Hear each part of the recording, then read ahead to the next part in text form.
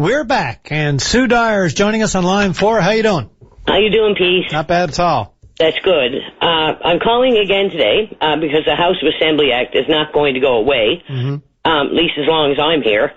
I listened to Lorraine Michael, and just general discussion. There's a column in the paper today about it as well. Yep. And it's nice to see that there's more discussion happening on it. But here's this communication thing. I've heard the government and members of the government and media and others talk about communications being a problem. That's been the problem of this government. The only problem. That's apparently what they say. Now, that's if I believe that, but I'm going to go along with their theory here for a minute. Well, there's a communications issue that's happening right now. Right now, what we've done, Pete, is we've actually reached a date where when he's sworn in as premier, that premier is going to actually get longer than if a premier didn't resign and went to full term. Yeah, I don't know if it works like that. I don't know if they can stretch it past the date. They say they have 12 months, but certainly that whichever comes first, it would have to be either that 12-month point or the fixed date. Well, no, it does, and because the legislation is written so poorly, so ambiguously, interpretations, you can have 12 or 13 of them. Yeah. But because the way it's written, the clause that deals with the fixed election date is separate and distinct from the clause that deals with when a premier resigns early. So therefore, when you leave that clause that deals with a fixed election date and you go to the second one, which is what we're in now, and that's a premier resigning early, no, we have to go with the second clause, which means they can actually go longer than a premier that would have stayed the whole duration of the term. Oh my God! So the new legislation accomplishes exactly opposite of what it was intended to do. Yes, it actually stretches it longer. So we know, everybody knows out there, Pete, there's no denying either they deliberately set themselves up to be able to do this, or they wrote the legislation poorly. It was not debated long enough in the House of Assembly. Not long enough or not well enough? Did the opposition miss out on this one? Did they slip up? Everybody slipped up, clearly, because we're not into an election.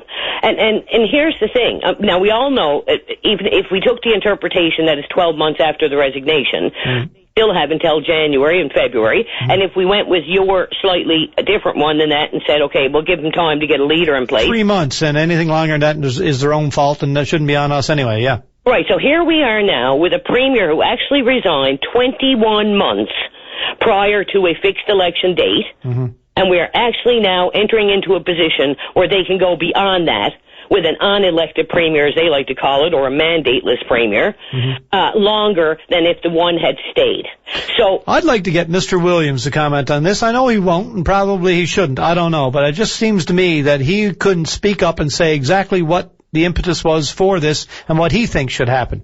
Oh, I mean, I'm looking at it now, Pete, and we went through the folly of the Tories had a leadership process. They had 3 outsiders, those that were not already in caucus. One was kicked out of it. The other one quit. The third one actually was elected, hung on for a bit and said, no, I'm not going to bother to be sworn in. We go to a second process. We have that tie, whatever that is. We end up with one who happens to be in caucus, was a cabinet minister, and he's not ready to become premier, and they're all running around talking about 12 months. What a load of bunk. If that's how they're going to govern, if that's what they're going to do, then we've already heard our answer. What about if they, and I'm just throwing this out there as a possibility, they figure they got nothing to lose at this point?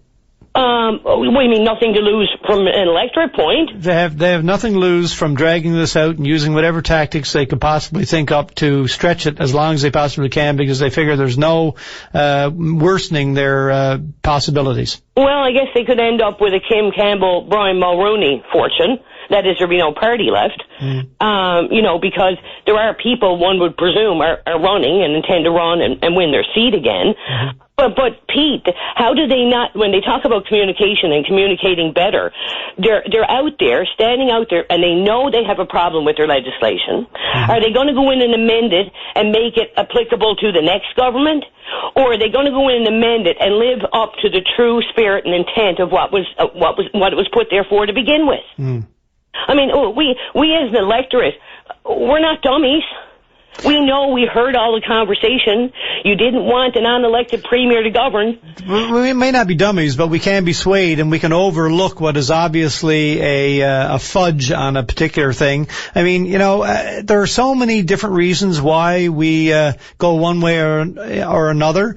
I suppose it's a process of balancing off things. If you're a politician in power, you say, okay, are people going to hate this more than they're going to like something else, or are they going to hold this against us any more than doing something completely contrary? It's a balancing act, and what they say, any statements they make are really sort of tongue-in-cheek and to be taken with a grain of salt. What they're going to do in the end is what will, in their estimation, and they can be wrong about this, obviously, what's going to, give them the better numbers the next time around.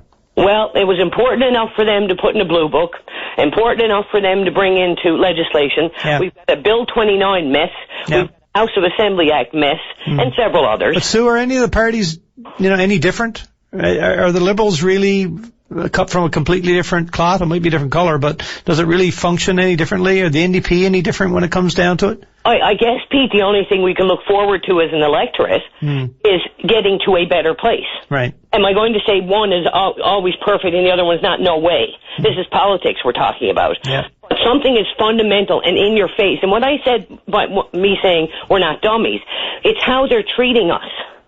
They're treating us as if we can't see this, if we're going to see beyond this. This is the basic premise of our democracy. They're the ones that brought it in to the legislature and says we cannot be having these unelected premiers running around making decisions. Well, we have them out saying now we have 12 months and we fully plan to make all kinds of decisions to show you who we are. Mm-hmm. Well, that's wonderful. And you've taken 8 months to get yourself a leader who's still not willing to be sworn in. Mm-hmm. And all this we're supposed to wait on and ignore the fact that this is something they were absolutely vehemently opposed to. Well, what do we take their word on? We can only go on those that are in power, what their word is, and whether or not they've broken it. What comes beyond them and after them, we judge on their own merit. Yeah. Yeah, I got a feeling that not only they, but they in particular at this particular time are betting on the fact that people aren't going to really harm them too much over this. And so much has happened, obviously, in the last couple of years that perhaps it's the least of things that are on people's minds when it comes to how they're going to vote next time. My take on it, and my final thought, is that they're afraid of it, which is why they don't talk about it. And their feeling is, and the political stance they're taking is, let it go away, let it dry up, let it disappear. Unfortunately, I do not believe that this one is going to. Well, they're probably looking at history and saying chances are pretty good it will.